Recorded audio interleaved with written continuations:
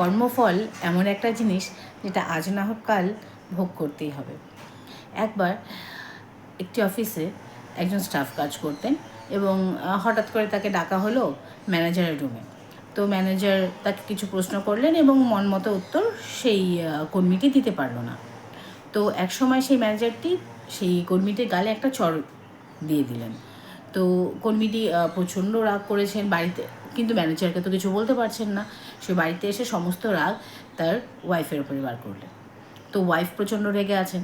তো সে তো হাজব্যান্ডকে কিছু বলতে পারছে না, ফলে তার যে বড় ছেলে ছিল সে বড় ছেলে গালে সেও একটা ধরে দিল। তো তার বড় ছেলে মাকে বাবাকে কিছু বলতে পারবে না। তো তার একটি ছোট ভাই ছিল, খেলার মাধ্যমে সে একটা ছোট ভাইয়ের গালে দিয়ে দিল। তো ছোটো ভাইও প্রচণ্ড রেগে আছে, কিন্তু কাউকেও কিছু বলতে পারছে না। তো ফলে সে ঘরের বাইরে বেরিয়ে, তো রাস্তায় একটা কুকুর ছিল, কুকুরকে একটা ঢিল মেরেছে। তো কুকুরটা দৌড়াতে দৌড়াতে সেখান থেকে চলে গেল এবং কুকুরটা দৌড়ে গিয়ে রাস্তায় একজন লোক যাচ্ছিল, সেই লোকটার পায়ে দিল কামড়ে। তো সেই লোকটি কে ছিল বলো তো? সেই ম্যানেজার ছিল।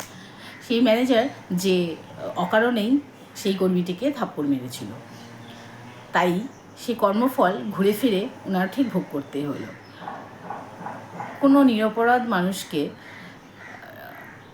কষ্ট দেওয়ার আগে আমাদের চিন্তাভাবনা করা উচিত যে ওপরওয়ালা একজন আছেন যিনি সব কিছুর হিসেব রাখছেন, আমরা কি করছি কি করছি না।